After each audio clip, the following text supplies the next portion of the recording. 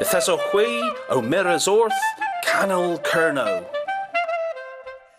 Welcome to this week's Cornwall channel, another hour of Cornish television for you. I hope those of you who have suffered the brunt of the storms here this past week have managed to stay safe. I know a lot of the pictures I've seen on social media and the TV have looked absolutely horrendous. Before I tell you what's coming up in tonight's programme, I must mention and give a plug to an event coming up on the 29th of March at Ten Creek Caravan Park in Looe.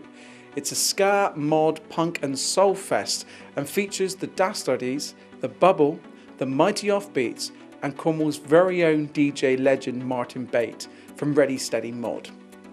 Tickets are £10 and you can get tickets from Andy Harwood by going to their Facebook page, which is facebook.com/ska mod punk soul. Or you can email Andy direct at andyjharwood@btinternet.com. Also, you will know our very own Chris Gray, who presents for us here on the Cornwall channel. Last week on the 5th of February, along with the love of his life, Carol, became the proud parents of little Kit Thomas Rocky Gray. So we wish them well and look forward to meeting the little man soon. Well, coming up in this week's show, we are delighted to feature a documentary piece on the Duchy of Cornwall Nursery in Lostwithiel, showcasing that they are more than just a nursery. Craig Bracefield brings us his feature on the Cornish cancer charity Pants, based in Falmouth. We are delighted tonight to bring two reports from Falmouth University students Grace Pascoe and Edward Hurst from their World Tonight broadcasts.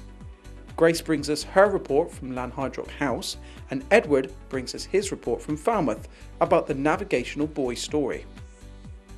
Fans of the Cornish singer-songwriter Tom Kerry will be pleased to see him back on our screens again this week, this time with his song I Love You. With all the terrible weather and damage to the Cornish landscape of late, we thought it very apt to feature Truro School's World Aims Disaster Day from 2013, which looks at how we go about getting back to normality after a disaster. This has been produced by our friends at Piran Films and Purple Flame Media. As always, we love to hear from you. Get in touch with us with your story or event via our links on screen now to Facebook and Twitter, or by simply visiting us online at cornwallchannel.co.uk. Enjoy the show, thank you for tuning in, and I'll see you here again next week.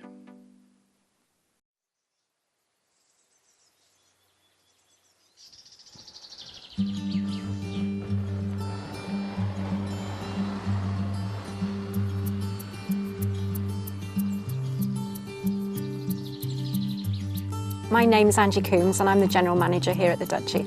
I've been here 3 years and I was brought in to project manage the new building and the additional facilities that we've added, and to look at ways of developing the business so that it has a sort of sustainable future involving the cafe, the retail and other things.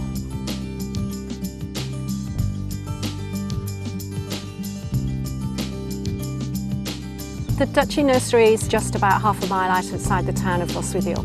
It's in a very wooded setting. It looks across to Lanhydrock on the back part of the National Trust estate. It's a lovely place to be, on a sunny day especially. Initially, the nursery was set up to grow transplant trees for the Duchy estates. So it's always been at the heart of the Duchy enterprises in Cornwall. And then it started as a retail nursery about 35 years ago. Most horticultural businesses are sort of separated into garden centres and traditional nurseries, and this has always been a traditional nursery. And over its history, it has supplied garden designers and done quite a lot of larger projects. That sort of trade diminished over the last few years to some extent. There's less of that kind of work around. And people's expectations when they go out to shop for anything these days is they want better facilities. The development of the plans for the new buildings have taken quite a long time. We had quite a serious fire here about 6 years ago which demolished the existing shop and cafe. His Royal Highness Prince Charles, who is the head of the Duchy of Cornwall at this stage, has been very involved in the design and how we created the concept that we wanted to create here. He is very interested in architecture and he's very interested in gardening. He's a wonderful gardener at Highgrove, and he wanted to incorporate some of his interests and some of his passions into how things were designed. So it was absolutely wonderful that he and the Duchess were able to come and open the new buildings on July the 12th this year. We were lucky enough to have Annabel Elliott, who is a well-respected interior designer, who's worked on the Duchy of Cornwall holiday cottages over the last few years. And she was brought in to help us develop a style and something that was quite unique in its design. And she has been responsible for sourcing a lot of the fixtures and fittings. We decided we didn't want a shop that looked like any other shop. We didn't want to use just standard shop fittings. We wanted to display the products to their best advantage and to make it an interesting experience to shop here. So she, for the last 2 years, has been out there buying old dressers, old costermongers' carts from Covent Garden, all sorts of old and antiquated vintage items that we could make the place look really, really unusual. And so that was the backdrop. One of the other themes running through the shop is that we've used recycled things, and we also have tried to sell things which are made from recycled materials, produced by local producers, artisan designers, local potters. So we've brought their designs and their work into the shop. We've got a really sort of eclectic mix of things in there. Predominantly it is a garden shop, so half of the shop is taken up with everything that a serious gardener needs, so the usual tools and seeds and gloves and aprons that you would expect to find. Whether you're buying something that you need to use yourself or you want to buy a gift for somebody that loves gardening, there's all those sort of things. Alongside that, we've got a range of our own branded gifts and goods that we've developed using the Duchy of Cornwall brand. Our own tea towels and stationery and our own pots to put plants in, etc. But we've also got some luxurious items. We've sourced items from around the world as well, some unusual things that you don't find everywhere else. It was incredible to see the amount of pride that everybody had in what they'd contributed to this building, which will be here for hundreds of years. It's wonderful to look across the valley and see Restormel Castle perched up there on the hill and think that the very first Duke of Cornwall was responsible for creating that castle. And here we are in this wonderful building now, and the current Duke of Cornwall was responsible for creating this. And it's nice to think that they nod to each other across the valley. Hi, my name is Richard Japil and I'm the head chef at Duchy Nursery. The kitchen opens at 10 o'clock. We serve food from 10 till 4:30. We do a range of vegetarian meat and fish, so we try and get something in there for everybody. I would say they're not particularly big meals, more sort of light lunches. I'd describe them as large starters. The food that we source all comes from local companies. We serve local produced wines, ciders, 90% plus of which is sourced in Cornwall. I can't actually off the top of my head think of anything that we don't get from at least the southwest. We get all of our dairy produce from a farm less than a mile up the road, Trewithen Farm, and that's from cream, eggs, milk, butter, anything dairy, apart from a couple of cheeses that we use. The most popular dish, I would say, is the belly pork. Goes down really well. The feta and spinach tart is very popular, and out the sandwiches, probably the croque monsieur. I would personally recommend the belly pork. I've been cooking that for years everywhere I go, and it always sells. I think eating up at the Duchy, the main attraction is the surroundings, and I hope one of the highlights is the food as well. The fact it's all homemade, I think, sort of sets us apart from other cafes. It is a really nice, relaxing atmosphere up here. I think the staff as a whole work well together, and that sort of has a calming feel on the whole place, which customers feel that as well. The sort of trend within catering for quite a while now has been keep it local, keep it seasonal, keep it fresh, homemade, and we're ticking all those boxes, so I think that's why we're so busy. Hopefully with some events we'll be able to sustain that. I think the sort of building has wowed a lot of people and generated a lot of interest, so I see this place being busy all year round. We're really proud of the building and the way that it's turned out, and it does actually represent the best of really good sustainable building practice. You know, using things like oak window frames and a developed timber frame building. We've brought into it using a wood pellet boiler, which generates all the heat for the buildings and for the new glass house, which is quite an unusual concept. It's very cost effective and very low impact on the environment.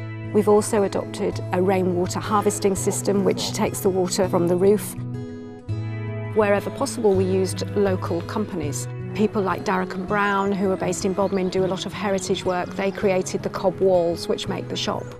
And Carpenter Oak, who are based down at Totnes, did most of the framework and carpentry.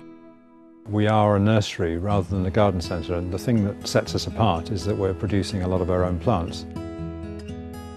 Within the general range, we have 3 serious specialisms. They're conifers, camellias and fuchsias. We reckon to grow about 50% of what we sell. We propagate nearly all the fuchsias that we sell from cuttings, probably 50 to 75% of the camellias, similar sort of proportion of the conifers that we sell. We have a pretty good range in several other areas, such as bamboos and magnolias and fruit. We do a very big range of plants, mostly hardy stuff. We have a glasshouse and we do conservatory plants, but apart from that, it's all hardy plants. We've always had a reputation for having really knowledgeable people that knew about plants, and they really care that you have a good experience, whether you're buying a hydrangea, a gift card, or whether you're having a bowl of soup. We apply the same standards to customer service and care. Just creating the new plant sales area. It's on different levels, it's got lots of interest now, it's not just straightforward lines of plants laid out on the ground. We've tried wherever we can to make it more interesting and incorporate other things amongst the plants. People love to come outside and sit and have a coffee in amongst the plants, and I think it inspires them to think what they could buy and what they were likely to take home with them today. They'll come in the morning, sit and have a coffee, read the paper, have a little chat about what they want to get out of the day. And they're now sitting down and thinking about ordering some lunch. And then maybe an hour later they're still sitting on the terrace with a glass of wine looking across at the castle. I think that's great. It's becoming part of a day out. As time goes on and we develop the facilities, we'll make it more interesting, provide more things for families to see and do, and incorporate other people's tastes aside from just the very, very keen gardeners. You don't have to want to buy plants to come here. There's plenty of other things to see and do. We're going to develop the woodland walks from here, where you can walk down through the Duchy Wood and into Loswithiel. There's lots of things to see and do down there. Or you can walk to Rysprin and onto the National Trust grounds. It's fantastic on some days how many dogs come and enjoy a walk around the nursery. We allow dogs absolutely everywhere except just inside the cafe, but they're welcome to come and sit on the terrace and walk through the nursery grounds. One of the things we really wanted to do now moving forward is to inspire a younger generation of gardeners. And I think younger people sometimes don't appreciate the fun, the relaxation that you get from being in the garden. Children enjoy coming and having a look around. You know, we've got craning in the cafe, we've got a small kids selection in the shop, and we've got some nice traditional toys and things. Some people only have so much as a window box or a couple of pots on their patio. You don't have to have acres and acres of land to want to plant a garden. So we're trying to just make it much more accessible. We started doing mail order a few years ago, and I think buying plants online has been one of those things which was slow to kick off, really. People like to see and touch and smell and know exactly what they're buying when it comes to something that's alive, as plants are. People know of our reputation, they know about the nursery, they visited here in person, or they know somebody that has. We've been able to demonstrate that we can supply plants and other things to just the same high standard as we do if they're able to come and visit in person. I've got a really good team of staff that look after that. Cara looks after the administration and the organisation of that. She's very methodical. And we have another lady called Renee who's an absolute whiz at packing. And we get regular emails on a daily basis where people compliment us, they're delighted, they can't believe that they were sitting in their armchair yesterday looking at the internet and making an order, and the courier's just been and delivered perfect plants in exceptional condition. It's taken time to establish confidence and trust and integrity, and we're able to demonstrate that in the way that we send our plants out. Once people have bought from us, they realise that we can supply to a really good standard. We would be very, very happy to turn mail order customers into customers who come in and shop with us. we'd love to meet you. We are going to be launching a loyalty scheme which will encourage customers to come back more regularly, so they'll get rewarded for actually spending money here, which is always a good thing. We're also going to be launching an events programme which will run through the autumn and winter. We're going to develop a meeting room where we can have school visits and group visits and community project visits. We've got some very active groups in Lostwithiel, things like the transition movement are involved in growing, and we've got some really good schools, and we want to engage with those people and help them realise their goals to enhance what they're doing. It doesn't matter what you want to spend or how much space you've got. Even if you just want to plant one pot, we can help and advise you about the best selection.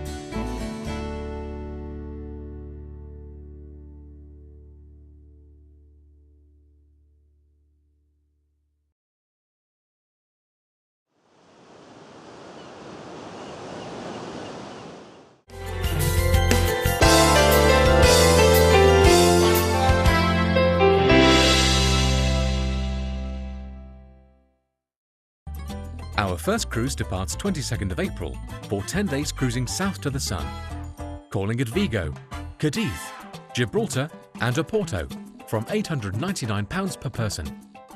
On the 1st of May, there's an 11-day cruise to the beautiful Norwegian fjords. Prices start at £949 per person.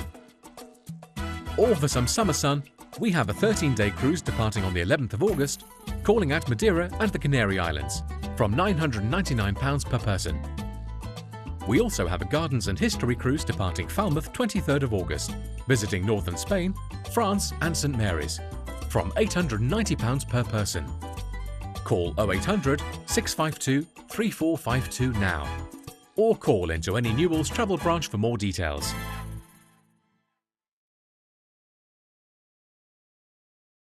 The Rock Inn has recently undergone a refurbishment, and we're delighted to introduce you to your new look local. We have created a new menu that has something for everyone, and we accompany our food with a great selection of drinks. We are proud of our selection of cask ales and offer a rotational selection. We ensure that all our customers, old, present and new, receive the warmest welcome, and we do our best to make your visit to the Rock Inn one to remember.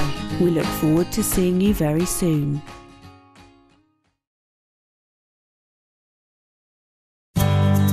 Does your property suffer from mould and condensation? Southwest Ventilation offer a loft-mounted system supplied and fitted for just £499. With a 5-year guarantee and running costs of around a penny a day, it's the ultimate cure for mould problems. For a free site survey, call today on 0800 5999 269 or visit southwestventilation.co.uk. That's southwestventilation.co.uk. Looking for a home maintenance company you can trust? Ocean now provides a whole range of expert maintenance services, from heating, electrics and plumbing to refurbishment and roofing. And thanks to our 24-hour emergency call-out service, you're always covered. Ocean, we do more than you think. To find out more, call St Austell 874488 today or visit www.morethanyoutthink.co.uk. The Best Western Restormal Lodge Hotel, Lostwithiel, Cornwall, is an AA 3-star hotel with 36 rooms. Being only 10 minutes from the Eden project, our contemporary hotel in Lostwithiel offers free Wi-Fi, an outdoor heated pool and free parking. With an on-site restaurant and bar, we have all you need for a relaxing break. All of our bright, airy rooms are an ensuite with flat-screen TVs, hairdryers and tea, coffee making facilities. Our conservatory restaurants have seasonal menus offering Cornish produce, while the lounge bar provides local ales and a well-stocked wine cellar. For your next visit to Cornwall, please check out our availability online or call us on 01208 872 223. BK Coatings was established in 1990 and specialise in all types of decorating and industrial coatings. We're located in St Austell but cover the whole of Cornwall and West Devon. We can provide quotation for a single room to complete internal and external, commercial and domestic, using our fully trained team. We are also experts in industrial coatings to include shot blasting, steelwork painting, roof linings and concrete repairs. Contact us now for your free, no obligation quote.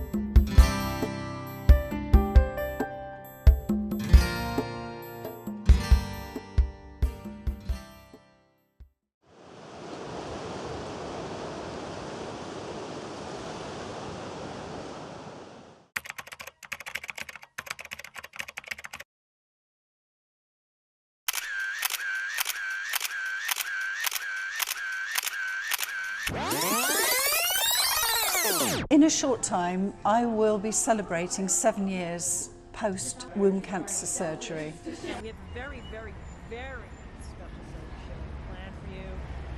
We have tickets giveaways, all kinds of great new releases. But right now, live in the studio, very, very honored to present once again back to WFMU. We have Lou Barlow and the Missing Men. Today I'm running an exercise class for cancer survivors.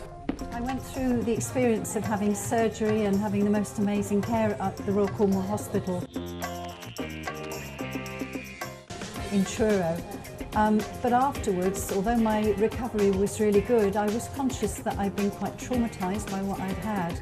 And I really believed strongly that I didn't want anyone else to go through what I went through. And I figured that the only way that I could try and help that to happen in any small way was to do something to raise awareness.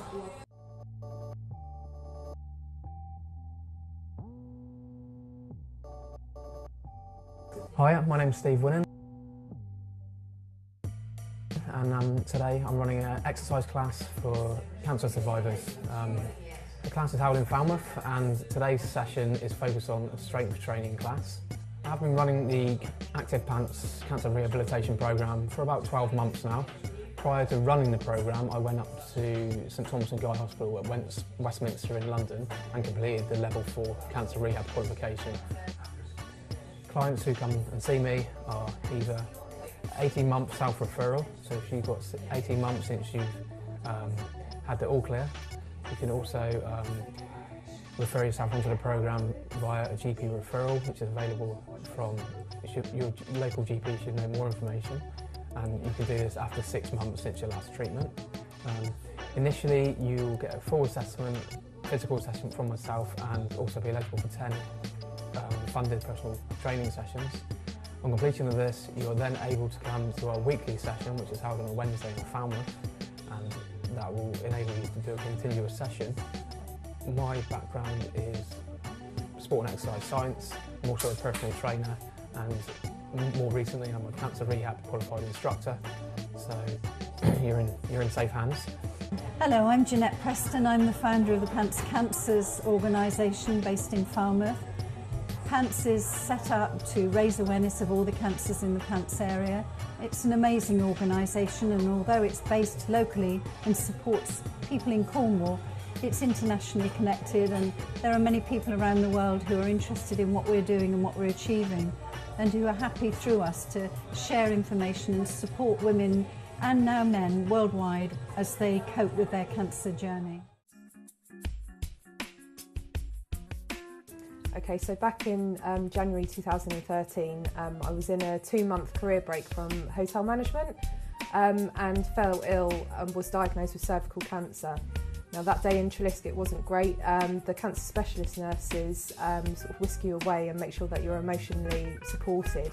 And within that they give you an Active Pants leaflet and lots of other correspondence about the Pants Cancer Charity and what they could do to help me in this situation.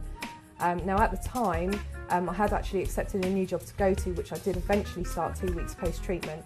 So throughout my treatment I wasn't well enough to attend any rehabilitation, and then post-treatment I actually was working full-time, which was not great, and physically I ended up having to reassess that. I wasn't able to do the long days and the physical work that was being asked of me.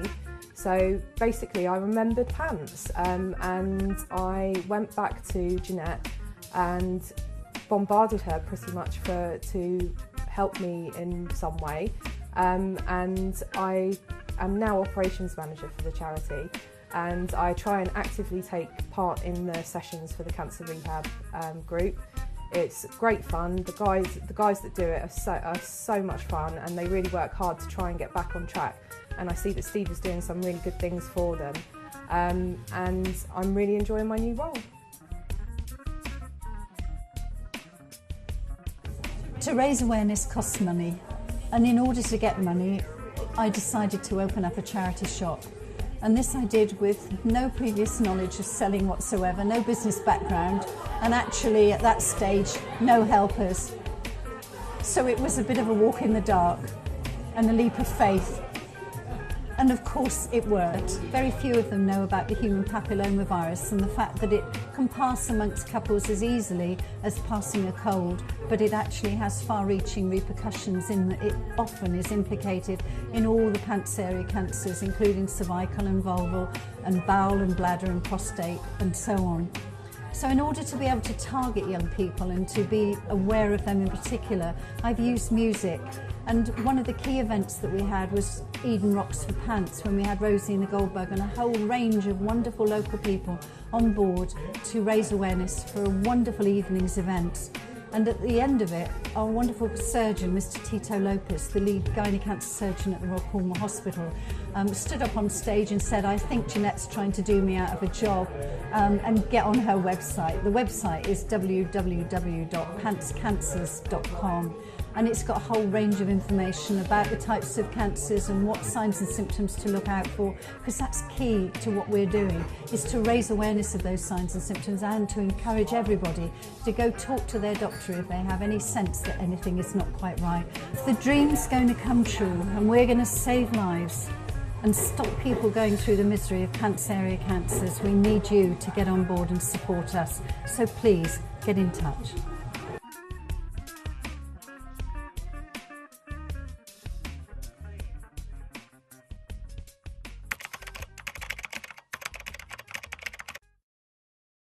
Hello, I'm Theo Perfitis, and you are watching the Cornwall channel. Lanhydrock House is widely regarded as the finest house in Cornwall, superbly set in 450 acres of woodland and gardens. A fire burnt a large portion of the house in 1881. However, the archive was spared and the house rebuilt. The archive dates from the 1570s to the 1970s and captures the fascinating story of the Robartes family, who lived here at Lanhydrock before handing it over to the National Trust in 1953.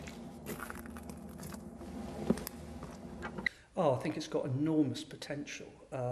You know, I've been at Lanhydrock 14 years and I've researched many of the County Record Office documents. It's very, very difficult to find what you want because of the lack of a coherent catalogue. So I think potentially this has got the ability to unlock a huge amount of detail about the family, how the family lived here, how the family managed their land, the benevolence of the family, and find out more about the staff who worked here, the daily arrangements when the family were here, when the family were not here, what they ate, what they drank, all those type of details I hope to get out of this project. The Cornwall Record Office in Truro will work with volunteers to sort through the documents.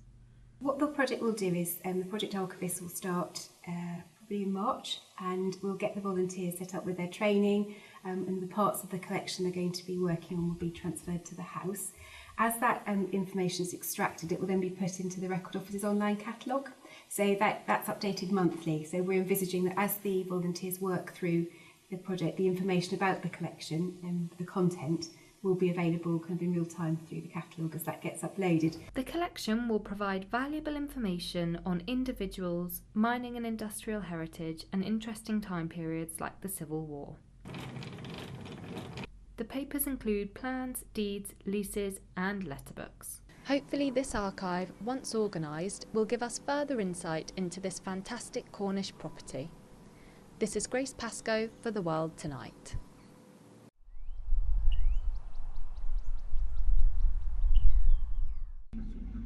Navigational buoys have been a crucial part of maritime life for hundreds of years. Coming in all different shapes and sizes, they have helped explorers navigate the seas day or night. They are especially important in places like Falmouth, where the deep water channel is particularly steep on both sides, with ships relying on the buoys to allow them to navigate into the harbour.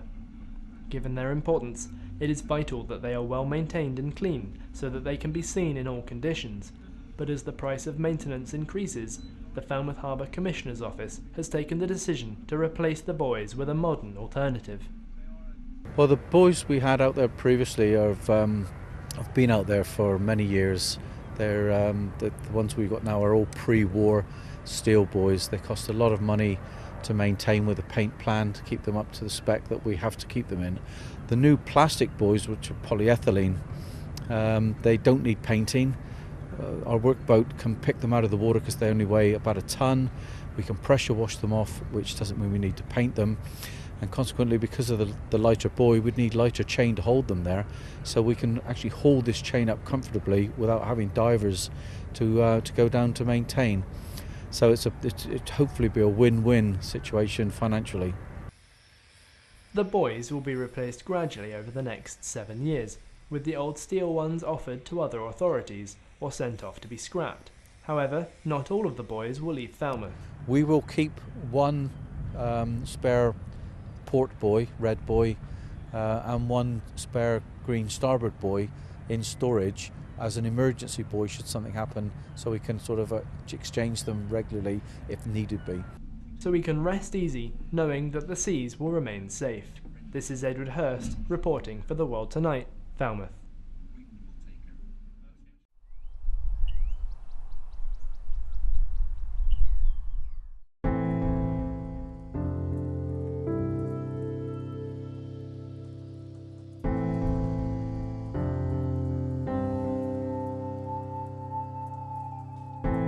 Heart's left open and you're standing there, and you're asking me that if I really care, would I walk away or would I stay to live with you another day? Just wish I was another way. Wish I was one more day to tell you my love for you will never fade, and that I could stay, 'cause I love you.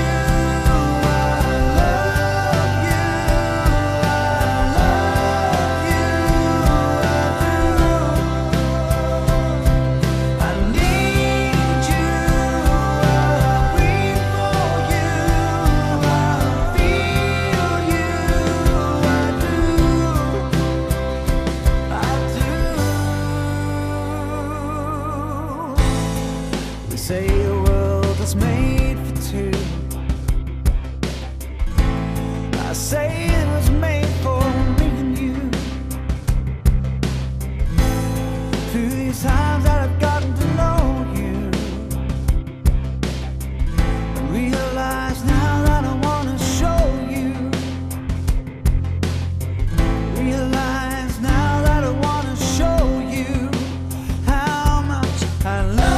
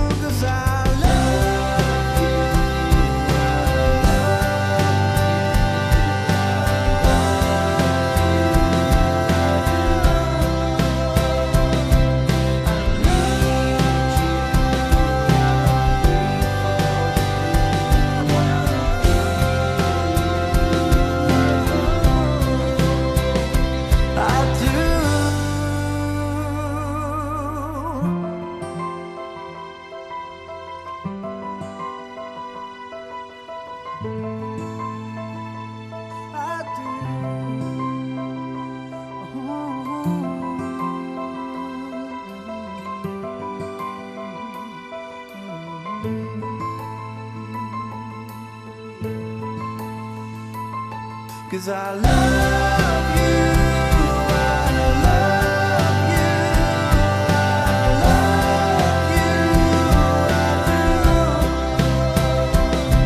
I need you, I breathe for you, I feel you, I do, 'cause I love you.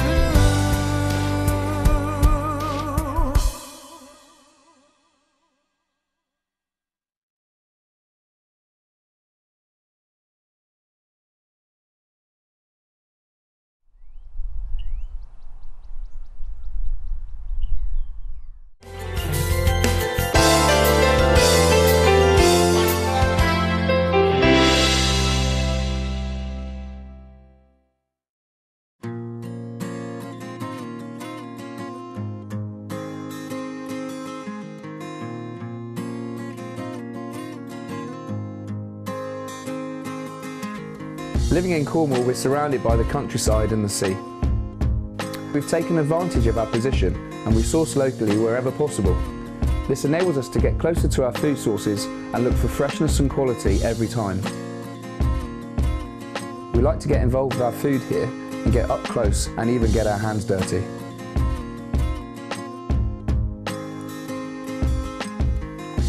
We celebrate the seasonal changes here. When the fish changes, so does our menu. Waves Restaurant was inspired by our close proximity to the beach and our access to locally caught fresh fish. We like to get down to the local fish market and select the freshest fish available on that day.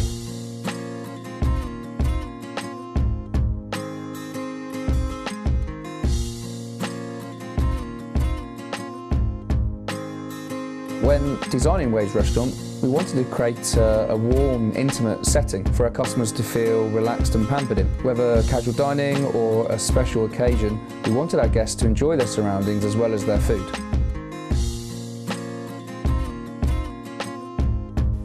I pay special attention myself and work very closely with our team of chefs who are also extremely inspired by the food that they're sending out to Waves Restaurant.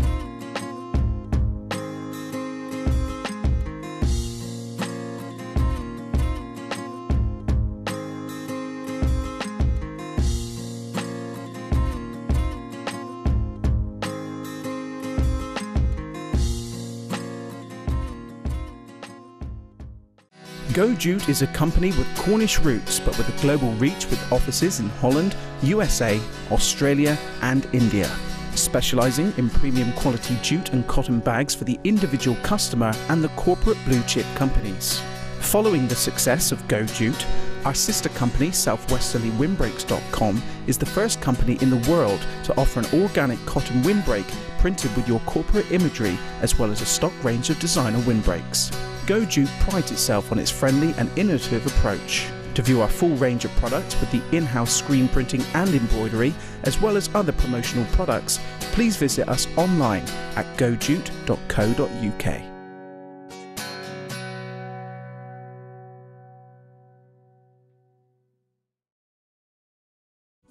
Church End Veterinary Centre has been providing care for pets, horses and farm animals in St Austell and the surrounding area for over 100 years. We are now a 15-strong team of veterinary surgeons, nurses and support staff committed to providing the best possible care for your animals, including a 24-hour emergency service using vets from our practice. Please visit us online, churchendvets.co.uk or call St Austell 72095. Kingsley Village, so easy to get to with plenty of free parking. Come and browse all we have to offer under one roof. Why not feast your eyes over our delicious array of Cornish produce from our extensive food hall through to our cafe and Cornish crafts. Come and see why Kingsley Village is Cornwall's #1 choice for a Sunday carvery, served from 11:30 a.m. You will not be able to resist our mouth-watering selection of meats and vegetables. Kingsley Village at Fradden, the unique shopping venue in the centre of Cornwall. Just imagine stepping into your very own warm, bubbling oasis after a long day to soothe away those aches, pains and stresses of everyday life. Cornish Hot Tubs have over 100 spas to choose from and have an experienced sales and service team to make your dream a reality. Let Cornish Hot Tubs help you relax, unwind and enjoy life with a little luxury in your back garden.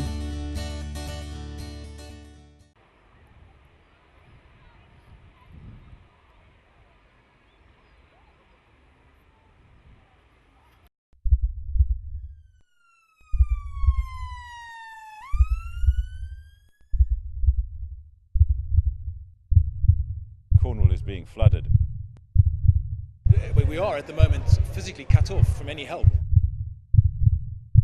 We've got to look at how we respond to that disaster.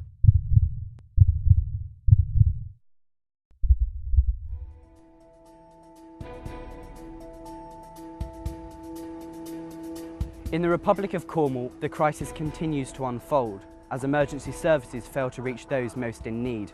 Here at Truro School, pupils are looking at a range of responses required to deal with such an emergency.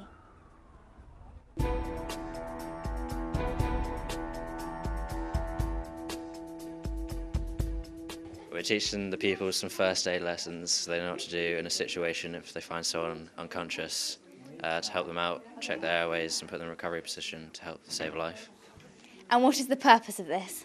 To help out in any natural disasters so the pupils know what they're doing if they're in Cornwall, if there's a flood, or anywhere else in the world with any other natural disasters going on. Well, it's an important life skill, and we were practicing being casualty and being the helper. And it was really fun to see how we would actually react in those situations.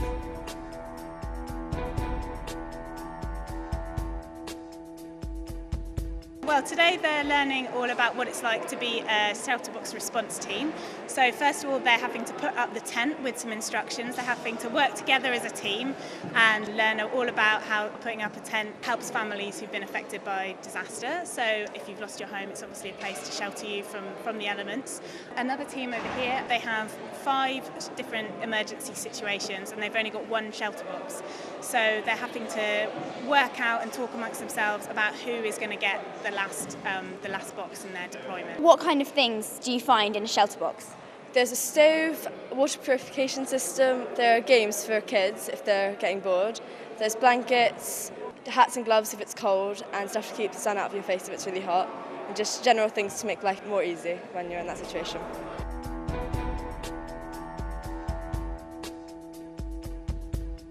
Setting priorities in an emergency is never an easy task.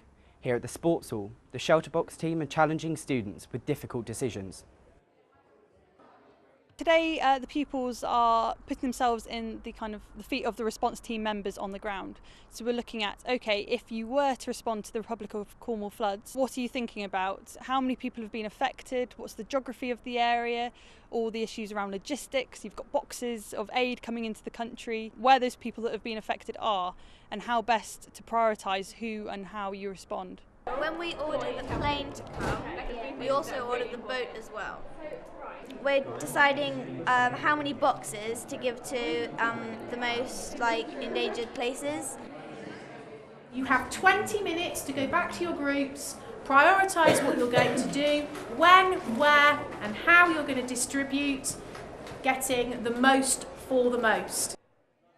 We were given a whole list of what had gone wrong and where the most affected areas were, and in the example the hospital had no way of getting in there, so we thought that we should prioritise that. And also we're going to clear the motorways so trucks, cars can come in and give out the boxes.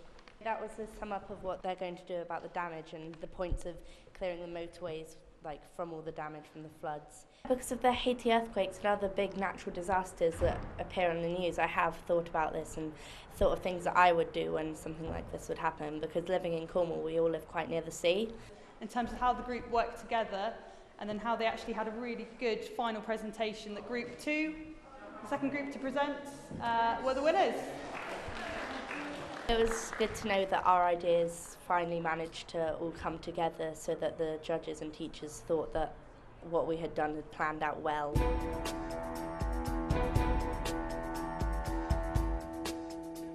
The play is set in some sort of post-apocalypse situation, and in the opening scene the young people encounter one another in a sort of burnt-out, wrecked house. Try to feel that you're telling one another a story. You're actually creating a story out of this play. The students begin by reading the play to get a sense of it, and then we actually will direct a couple of students in the opening bit. It just kind of helps them to identify really with that aspect of disasters whereby people kind of lose their identity and lose a lot of the context that gives them their sense of identity. Their feet are wet.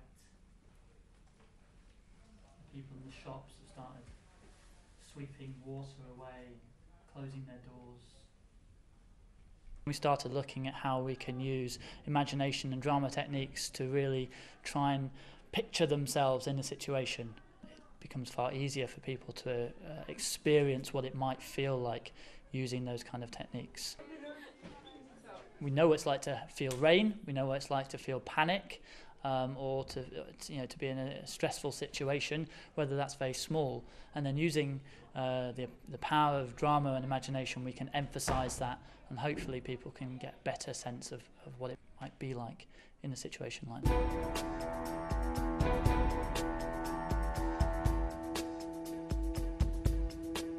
Teamwork, communication and leadership are vital in times of need. The Royal Navy are on site running a number of tasks. Well, we've got the Royal Navy down here just to give an understanding of what we do in disaster relief exercises, so what we could be doing around the world if there's floods or anything like that. So we've got our tent building exercises, which we'll put the tent up without blindfolds on, then to simulate putting the tent up in the dark in poor conditions. We'll blindfold part of the team and have one person in charge, just to build up communication skills, teamwork and trust. Yeah, perfect. Yeah, that's perfect. And then we move on down to, we have our buckets, which is to simulate getting fuel out of a minefield. What's the most important skill that you have to be able to operate an exercise such as this one? I'd say leadership. If you don't have somebody taking control, somebody confident in front of everyone, it'll go downhill and it'll be a bit hard to get the job done. If we move further down, we've got the cargo net. For this example, we're using it to simulate carrying valuables under an obstacle. And what do you want people to get out of this exercise? This is just more teamwork as well, along with the other practical leadership tasks. If you don't have teamwork or leadership, then it just would go downhill and you wouldn't be able to get the tasks completed. Pupils have actually been really impressive. We do all these in our basic training, and there's 26-year-old men who struggle with most of these tasks. It felt, chaotic. You have no idea what you're doing. That really puts a perspective on things, because so many people affected by these disasters, they just, we have no idea.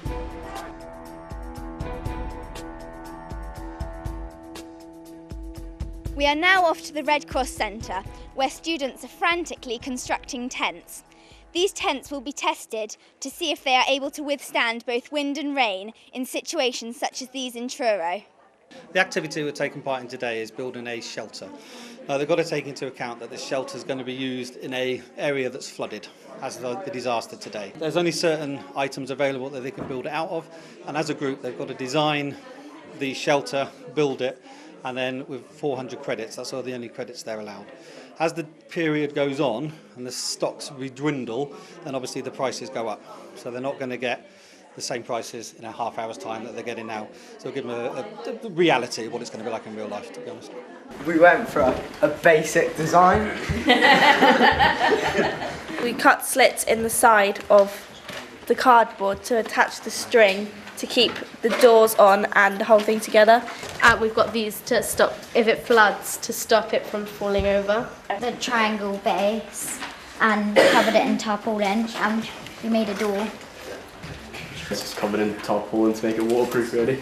We made like a normal tent shape so the water could run down the sides, and we covered it in tarpaulin so it was waterproof. And we made some little people to go outside out of lollipop sticks as well. We've got the fans over in the end. We put 3 fans on them to make sure that they're stable and all the tarpaulin stays on, and then we cover them in water just to make sure that they're waterproof at the end. So you had 250 credits was the budget, and you had to buy things within that budget. And I've learned to stick together lollipop sticks with masking tape, and and put tarpaulin sheet on top of cardboard, that was really good. Yeah.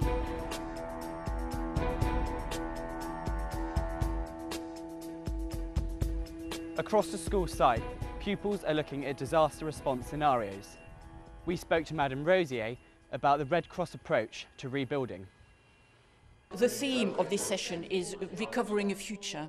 So after disaster has struck, how are people going to have a future again, rather than just watching the disaster and being hit by these pictures that we see all the time on our screens? They are thinking about what sort of decisions are really needed to help people in real life. For instance, the first decision they had to take was how is the initial help going to be distributed? Will they try to help everybody, or are they going to help the worst hit people, or are they going to try to help a lot of people but also concentrate on the worst hit? That sort of decision. We had to decide things like where we have to get the resources from to rebuild the houses, or who's going to build the houses. We had 3 decisions to make, and then we would decide as a group which one. It's quite hard to put yourself in that situation because you don't really imagine it would ever happen to you.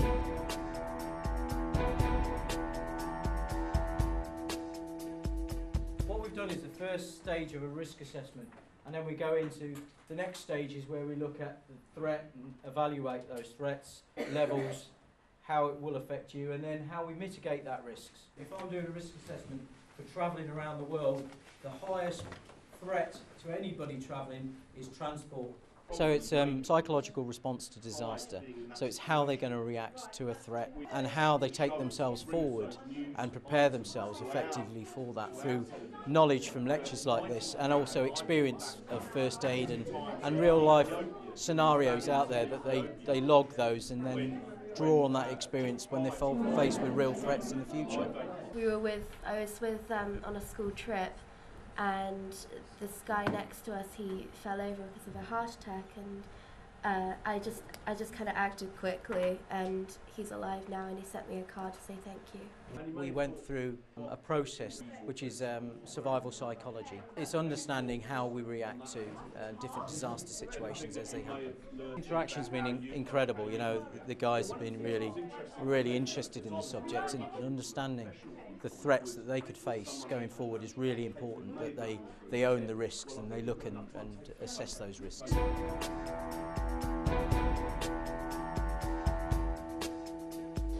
With the Republic of Cornwall underwater and Truro having declared a state of emergency, we are now off to the Media Response Centre to see what the pupils have been creating to convey their message of help and the items they are in desperate need of.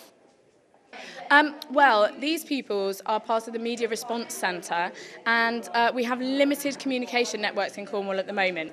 So basically they're creating a poster, and it's got to be very visually appealing, very simple, eye-catching, so that they can communicate to the rest of the nation our massive problem with this flood and get us some aid, really, and some help. And we've had amazing posters. They've been asking for sort of medical aid, shelter, water, all the basic amenities, and some of them have done appeals about cholera epidemics spreading in Cornwall. They're using polyprinting methods with the art department, and then we're looking at the sort of language of emergency advertising and appeals. These are the two favourites so far. This one, the group works really well together. They said, our emergency, your empathy, and he uses a stethoscope as the question mark. And they had a medical bottle here of drugs, and they decided to make it look on the medical bottle as if sort of fire, wind and water, and these sort of drugs that you'd need for a disaster. And then I really liked the language on this one. They did Cornwall needs quenching, water, water everywhere, but not a drop to drink, and a sort of hand reaching up for droplets of water for hope. We made posters to ask for things to help in Cornwall, and we asked for pasties because everyone in Cornwall likes pasties, and we printed them with different colours and incorporated different things such as a British Red Cross into the print.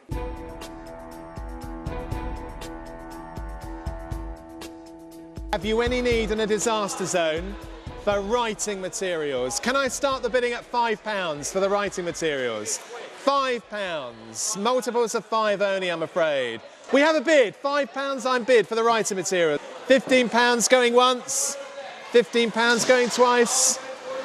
Pupils are bidding, as you can see, for certain items that they can take with them into a disaster zone, items that ideally will help them survive this crisis, whether it be earthquake, flood, zombie apocalypse. So what sort of things are you getting them to think about? Well, we're hoping to get them to prioritise their needs as opposed to their wants. For example, they might want a packet of sweets in a disaster, but really they need things like extra clothing, tents, these items. Additionally, they ought to think about the different needs of people in the developing world, needs that are not parallel often with their own. Basically, we're learning all about disasters around the world, and at the moment we're seeing what we think we need most, and if we think we really need it, then we buy most for it. Food, water and shelter seem to be the main things that we need, but I think we have quite a lot for granted here, so it makes you realise how lucky we are.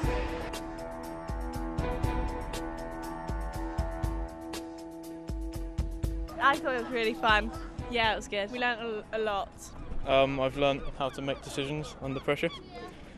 Most kids in our school, that you come to school, you learn, and you go away, you never really we're always quite sort of enclosed in this private school, so you know, when we go out and think about different things, and perhaps we understand that people aren't as, you know, privileged as we are, and you know, there are people struggling in the world and who, you know, have to be put in these situations. Been doing teamwork, team building, leadership. We've been learning about Red Cross. It's been really interesting. We learnt some first aid, which will come in useful, like if we ever are put in that situation where you need to know first aid.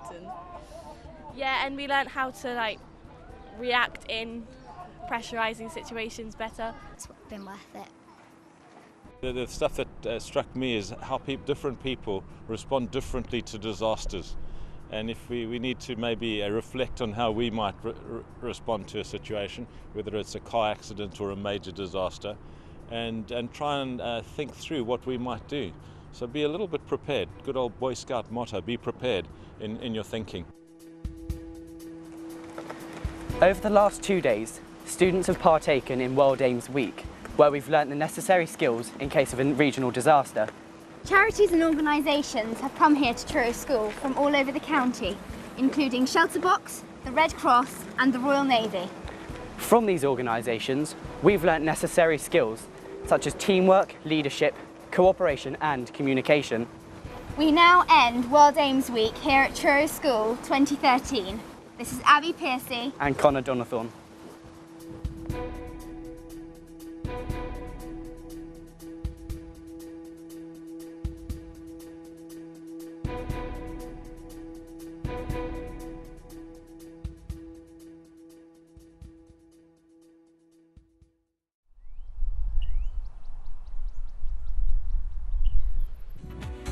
Thank you for watching this week's Cornwall channel. We would love to hear from you, your thoughts and ideas for future Cornish programmes. This dedicated weekly channel for Cornwall on Sky and Freesat aims to deliver information and local programmes. If you have any news you think we should cover, then please get in touch using our website at cornwallchannel.co.uk or via our Facebook and Twitter pages. See you next week.